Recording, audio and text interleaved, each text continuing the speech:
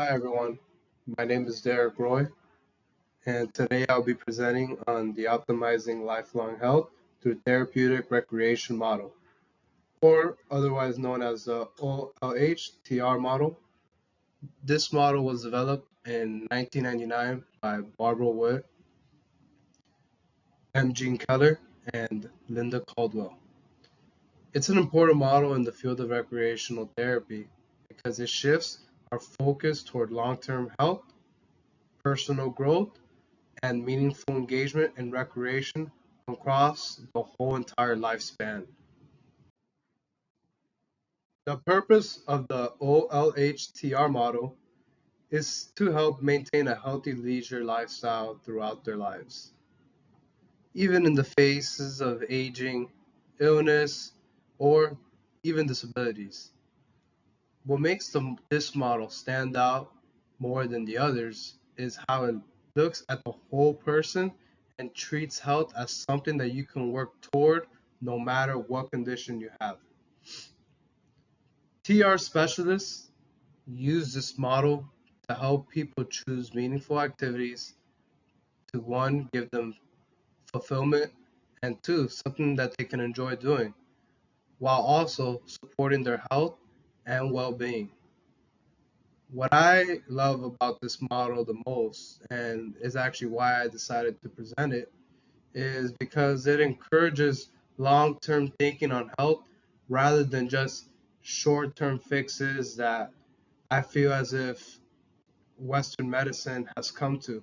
Everything is just give a prescription and we're going to fix the symptom that's bothering you the most, but it's just going to lead to more and more problems and more doctor visits, or in this case, more and more visits to therapists. Here we have theories and philosophical orientations with the model. It is based on the selective optimization and compensation approach that was created by Baltz and Baltz, or otherwise known as the SOC approach. And it's really three key factors, and the three key factors are selection, optimization, and compensation. Selection is when the therapist chooses what is most important for the client to focus on. So it's their one big goal that they're working towards, usually with the help of smaller, much more easier to obtain goals. Then the next step is optimizing. So optimizing, it allows us to improve weaknesses, what we have to change, what is wrong with the client, and what we have to fix in order for them to live a life independently. Compensation, it follows a life course perspective, believing that health and recreation change as we age or face challenges. So it aligns with the goals of all rec therapists because it focuses on being independent, being responsible for yourself, and it also gives us something for our clients to work towards. It keeps them determined and it keeps them bought in. From the therapists that I have spoken to in the field, the most important thing that they all preach is client buy-in, patient education, and it is important because at the end of the day, it's like the saying, you could lead a horse to drink water, but it may not drink water. Um, it has to come from within. And us as therapists, we can only do so much to help someone, but they need to be wanted to be helped.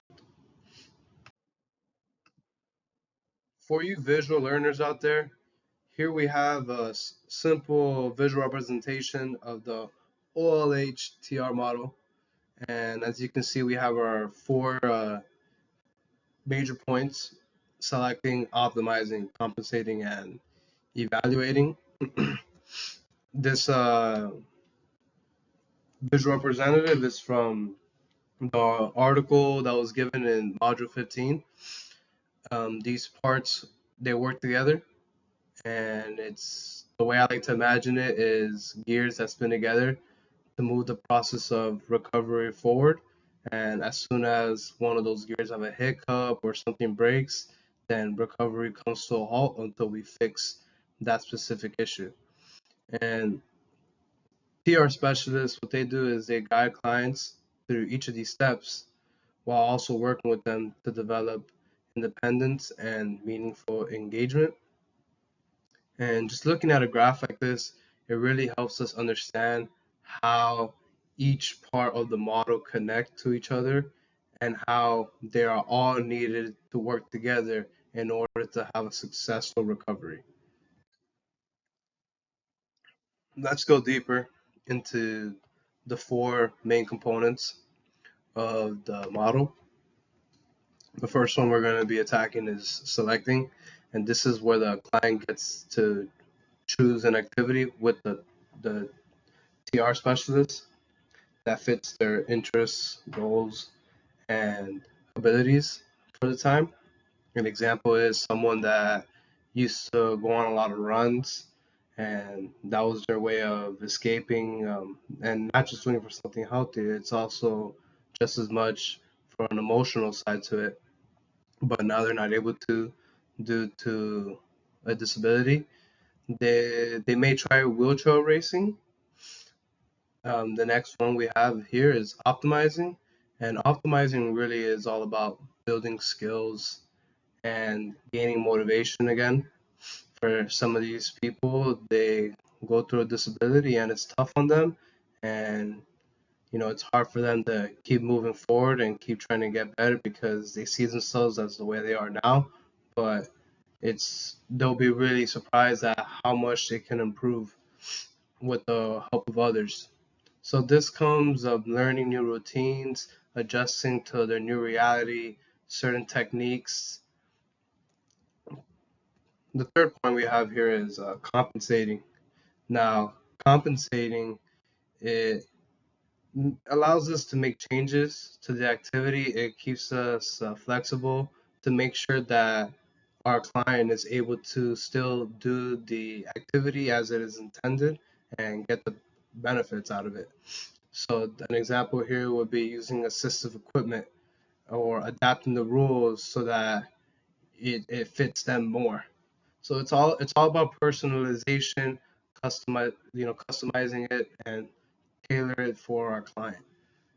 Lastly, here we have evaluating the evaluation process, and this is just checking our progress constantly, taking a step back, observing, seeing how the client is responding to certain activities. Do they still enjoy the activity? Are they still seeing the same health benefits? If not, it may be time to start changing some things in their program to better equip them to achieve their big goal. So TR specialists use tools like self-assessments, surveys, where they get observed by other colleagues to make sure that they're still doing a good job and they're still doing everything they can to support their client. And at the end of the day, all of these here are just checklists to help our client get to where we believe they can be. TR specialists play a key role in making the model work. The model just doesn't work on its own. Someone has to supervise and direct the model. So to me, they act more like educators and facilitators of the model. What I mean by that is that they help clients understand their options, explore new activities for them to do, learn how to improve at those activities to add a competitive aspect into it, and learn how to become healthier from them. They also adapt to the client's unique needs, and that is super important for keeping their client engaged. TR specialists make sure that the activities still mean something. It's something that the client enjoys to do. And when they have things like burnout, or if they're still not seeing the same health benefit, they'll adjust accordingly. They also encourage their clients to reflect and take ownership of their health. All in all, the TR specialist are very pivotal in keeping the model moving nice and smoothly, while at the same time helping the client feel heard, empowered, and supported. Here we have a real world example from the article that was attached into this week's module, and it was about a man named Jim who used to run, stay active, and also did it to reduce stress. So this is someone that's not doing it just to be physically healthy, but it's also for their mental health to clear their mind. After a serious spinal cord injury, he was unable to run any. And now using the OLHTR model, him and his therapy were able to find wheelchair racing for him to kind of fill that void that running used to give him. And they optimized his techniques, make sure it was safe for him.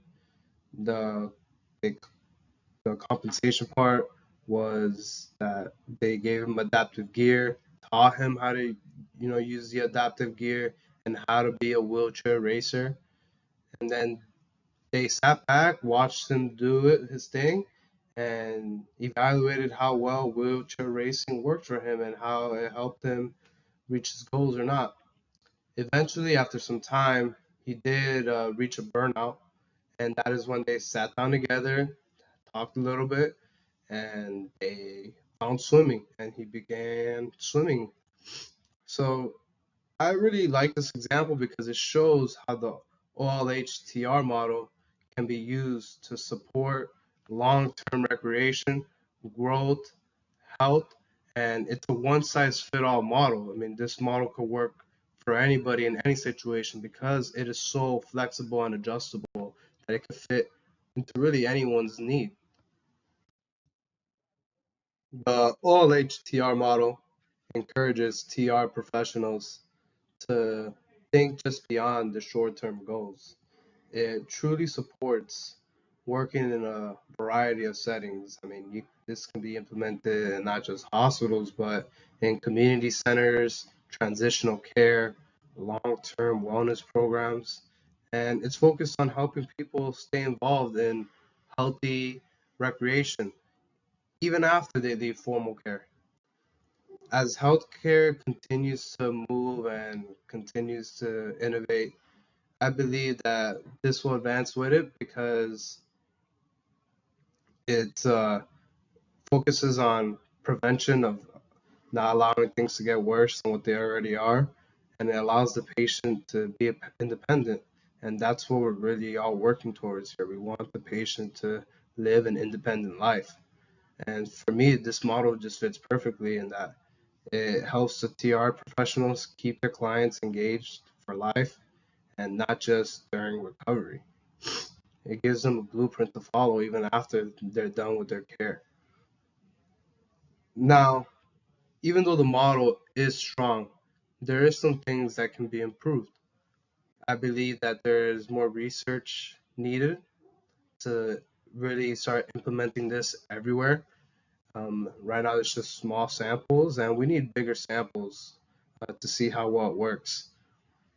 I believe we should also study how it impacts the quality of life. And it's not just about living long, but you want to live, uh, you want to be well. You want to have a good quality of life. And whether it reduce healthcare costs long term, if it's financially makes sense. Lastly, it's important to figure out how to adapt this model so that everybody can reach it, even if it shouldn't be denied to someone in a undeserved community. Now that can mean translating materials, helping out with transportation, tailoring activities to different values, lifestyle, just making it more for the person, more for the client, which is what we're really here for. And expanding the model in this way, I believe, will even make it even more powerful. The OLHTR model is very relevant in today's healthcare system as it encourages recovery that's not just personalized, but it's also empowering for the client. This isn't just a one size fits all plan or approach that we're all going to give everyone the same program. This is something that is really built to be customizable, and it's built to fit the unique and special needs that each of these clients have. It's useful. It can be used for people with chronic illnesses, mental health issues, disabilities, and even more. It supports aging adults and even youth that are at risk. The model isn't just about making people better. It's about helping them live better lives, no matter what challenges they may face in the future. In conclusion, the OLHTR model gives us a strong modern approach to recreational therapy. It's something different and it's something built for now.